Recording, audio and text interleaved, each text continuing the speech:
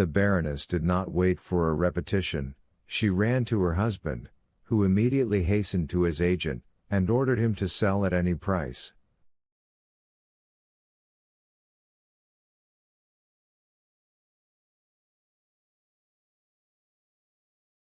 When it was seen that Danglars sold, the Spanish funds fell directly. Danglars lost 500,000 francs, but he rid himself of all his Spanish shares.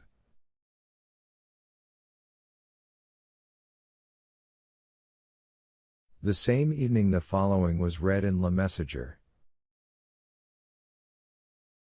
By telegraph, the king, Don Carlos, has escaped the vigilance of his guardians at Bourges, and has returned to Spain by the Catalonian frontier.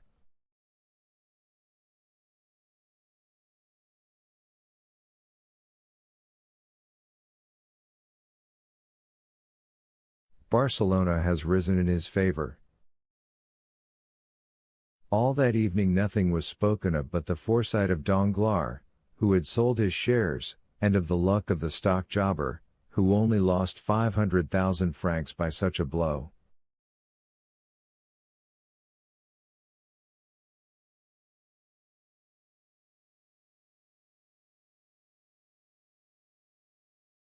Those who had kept their shares, or bought those of Danglars, looked upon themselves as ruined, and passed a very bad night.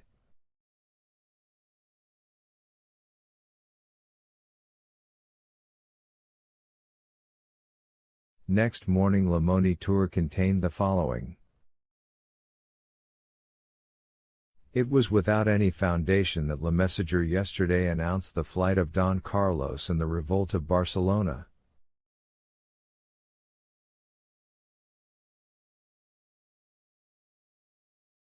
The king, Don Carlos, has not left Bourges, and the peninsula is in the enjoyment of profound peace.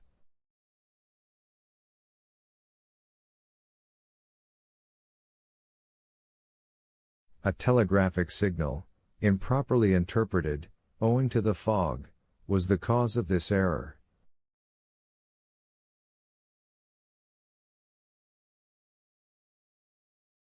The funds rose 1% higher than before they had fallen. This, reckoning his loss, and what he had missed gaining, made the difference of 1 million to Danglars.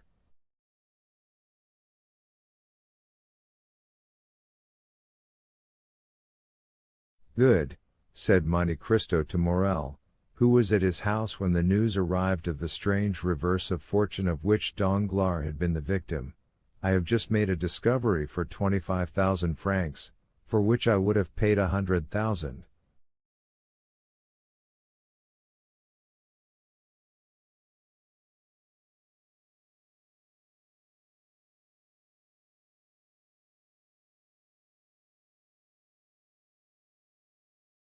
What have you discovered? Asked Morel. I have just discovered how a gardener may get rid of the dormice that eat his peaches. Chapter 62. Ghosts.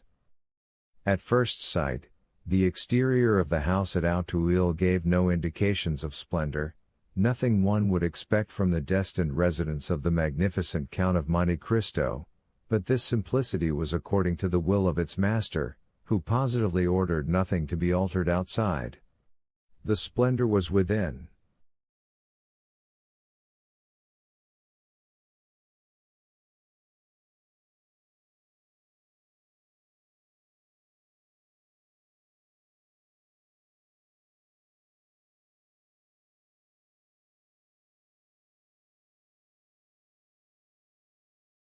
Indeed, almost before the door opened, the scene changed. M. Bertuccio had outdone himself in the taste displayed in furnishing, and in the rapidity with which it was executed.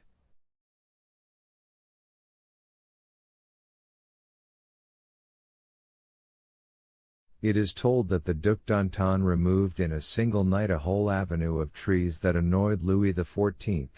In 3 days Bertuccio planted an entirely bare court with poplars, large spreading sycamores to shade the different parts of the house, and in the foreground, instead of the usual paving stones, half hidden by the grass, there extended a lawn but that morning laid down, and upon which the water was yet glistening.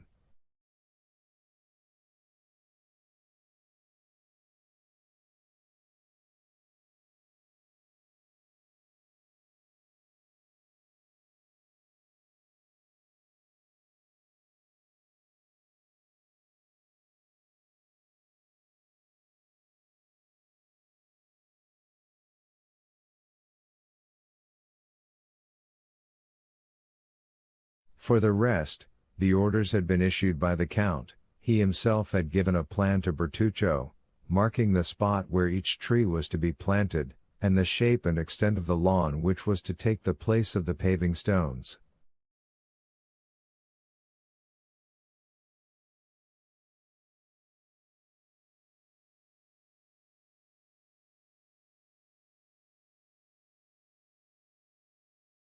Thus the house had become unrecognizable, and Bertuccio himself declared that he scarcely knew it, encircled as it was by a framework of trees.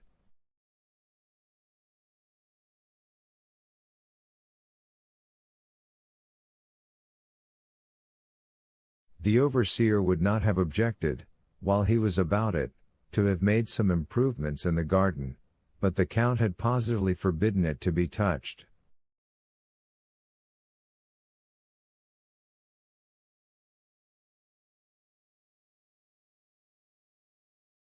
Bertuccio made amends, however, by loading the antechambers, staircases, and mantelpieces with flowers.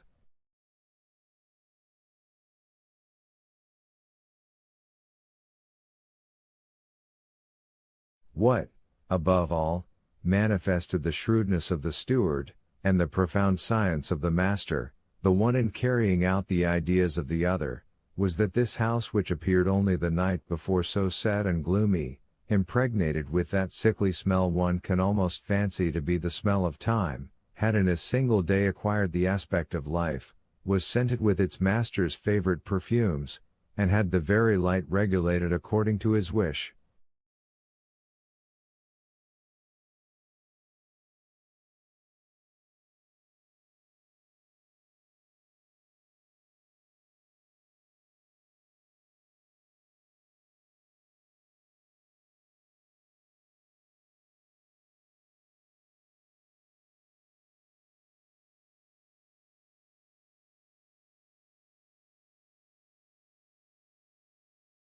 When the Count arrived, he had under his touch his books and arms, his eyes rested upon his favorite pictures, his dogs, whose caresses he loved, welcomed him in the antechamber, the birds, whose songs delighted him, cheered him with their music, and the house, awakened from its long sleep, like the sleeping beauty in the wood, lived, sang, and bloomed like the houses we have long cherished, and in which, when we are forced to leave them, we leave a part of our souls.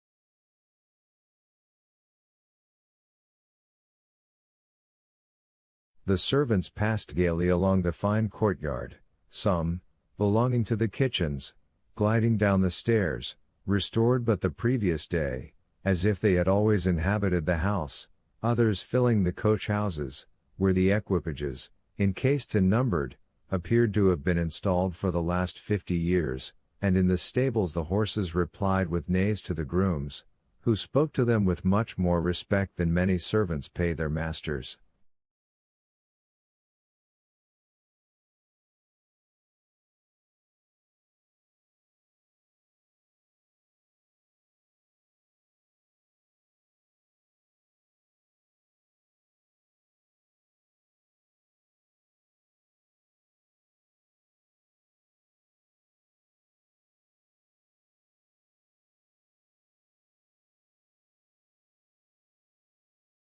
The library was divided into two parts on either side of the wall, and contained upwards of 2,000 volumes.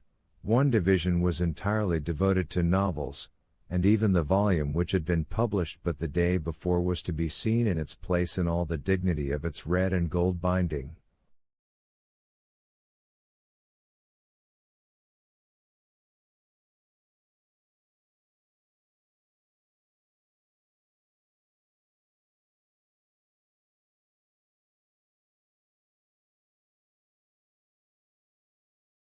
On the other side of the house, to match with the library, was the conservatory, ornamented with rare flowers, that bloomed in china jars, and in the midst of the greenhouse, marvelous alike to sight and smell, was a billiard table which looked as if it had been abandoned during the past hour by players who had left the balls on the cloth.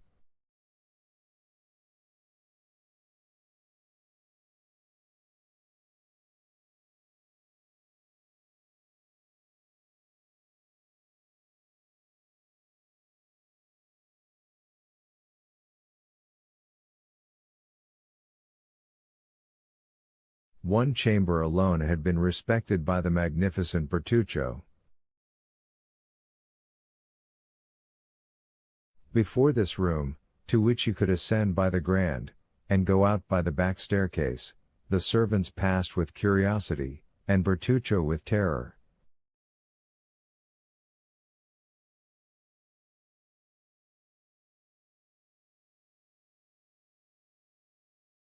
At 5 o'clock precisely, the Count arrived before the house at Auteuil, followed by Ali.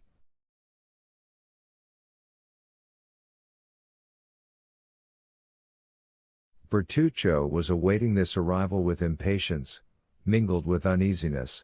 He hoped for some compliments, while, at the same time, he feared to have frowns.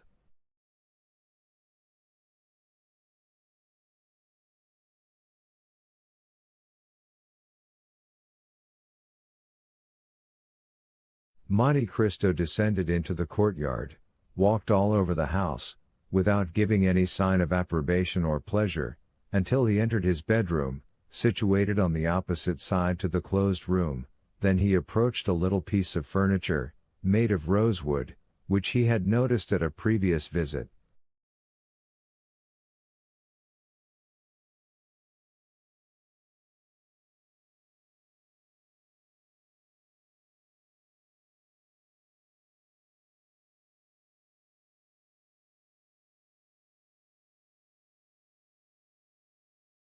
"That can only be to hold gloves," he said. "Will your Excellency deign to open it?" said the delighted Bertuccio, "and you will find gloves in it."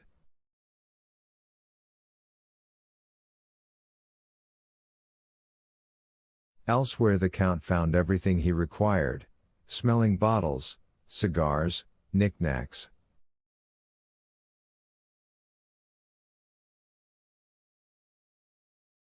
"Good," he said, and M. Bertuccio left enraptured.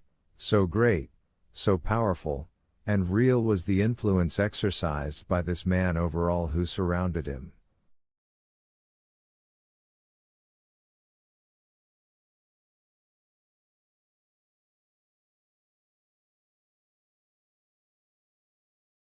At precisely 6 o'clock the clatter of horses' hoofs was heard at the entrance door. It was our captain of spy, who had arrived on Medea.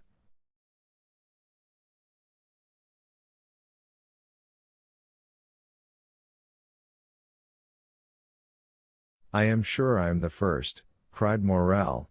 "I did it on purpose to have you a minute to myself, before every one came."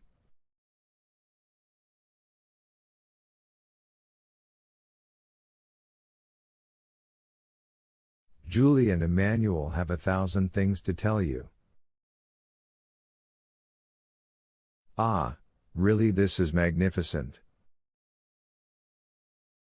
But tell me, Count, will your people take care of my horse?" "Do not alarm yourself, my dear Maximilian, they understand."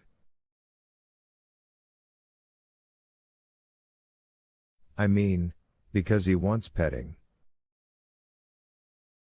If you had seen at what a pace he came, like the wind. I should think so, a horse that cost 5,000 francs, said Monte Cristo, in the tone which a father would use towards a son.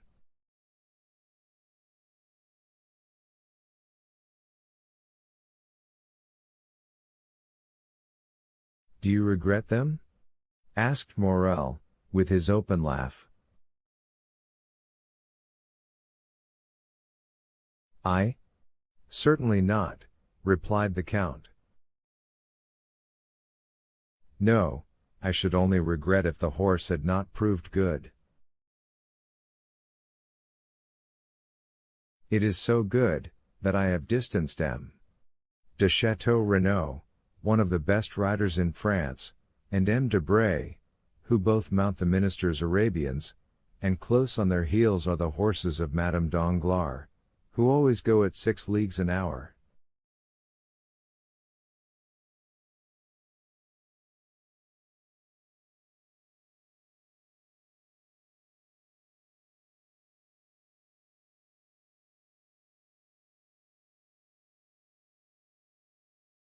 Then they follow you?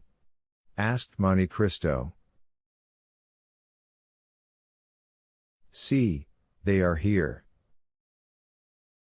And at the same minute a carriage with smoking horses, accompanied by 2 mounted gentlemen, arrived at the gate, which opened before them.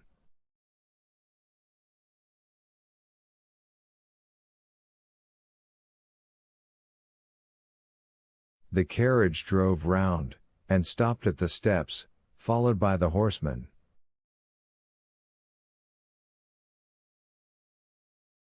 The instant Debray had touched the ground, he was at the carriage door,